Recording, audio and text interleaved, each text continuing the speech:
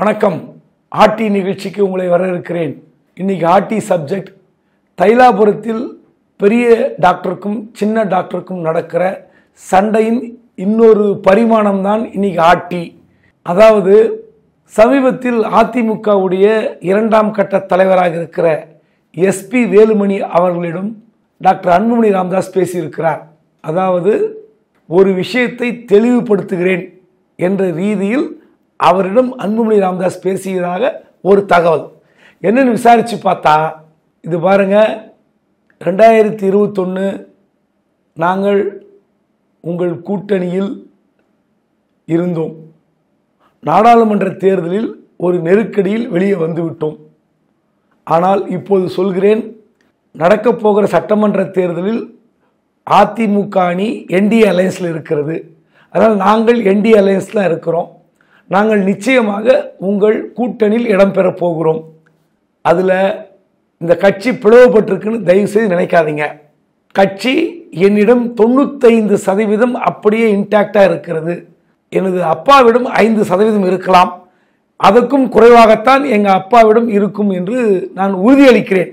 அதனால் கிட்டத்தட்ட 95% மேலே கட்சி எங்கிட்ட இருக்குது. ஒன்றே ஒன்று சொல்கிறேன், நீங்கள் எங்கள் அப்பாவை மதிக்கலாம், ஆனால் என்னை ஒதுக்குவதாக நினைத்து நீங்கள் எங்கள் அப்பா கிட்ட கூட்டணி பேச்சுவார்த்தை என்று போனால் அது சரியாக இருக்காது. நீங்கள் என்டிஏ அலையன்ஸில் பாட்டாளி மக்கள் கட்சி இருக்கிறது என்ற அடிப்படையில் நீங்கள் என்னிடம்தான் கூட்டணி விவகாரத்தை பேச வேண்டும் அப்படின்னு சொல்லியிருக்காரு.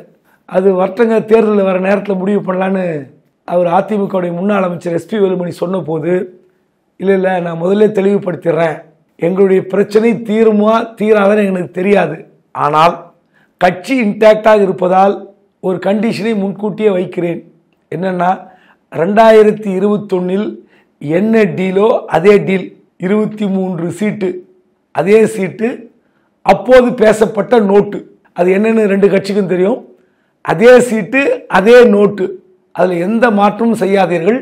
கண்டிப்பாக இந்த முறை ஆட்சி மாற்றத்துக்கு பாமக மிகப்பெரிய வழி வகுக்கும், அதில் மாற்றமே கிடையாது. ஆனால் நீங்கள் என்னை ஒதுக்கிவிட்டு கூட்டணி பேசினால் அது சரியாக வராதுங்க. இதில் முக்கியமான விஷயம், 2021 கொடுத்த அதே சீட்டு அதே நோட்டு, அது மட்டும் சொல்லியிருந்தால் கூட பிரச்சனை இல்லை.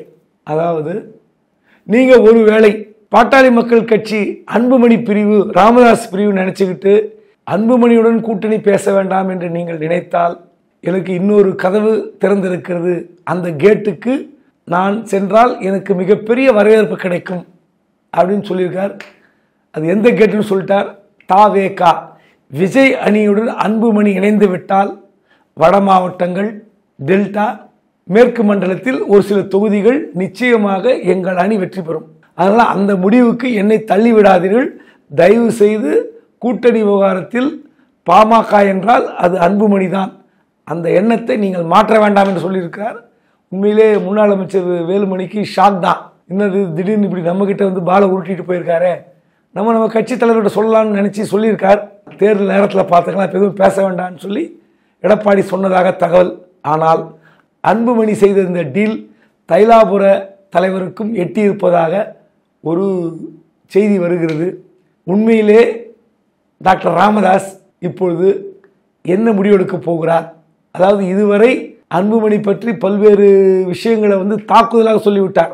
அவர் உண்மையை பேச மாட்டார், பொய் பேசுவார், தலைமை பண்பு இல்லை, உலகத்தில் எந்த தந்தையையும் எந்த மகனும் ஒட்டு கேட்பதில்லை, தந்தையை வேவு பார்த்த மகனெல்லாம் சொல்லிவிட்டார். ஆனால் கூட்டணி விவகாரத்தில் அன்புமணி தான் முடிவு செய்ய வேண்டும் என்று அதிமுகவுடன் பேசிய தகவல் தைலாபுரத்தில் இருக்கிற டாக்டருக்கு தெரிந்துவிட்டால் என்ன நடவடிக்கை எடுக்க போகிறார்?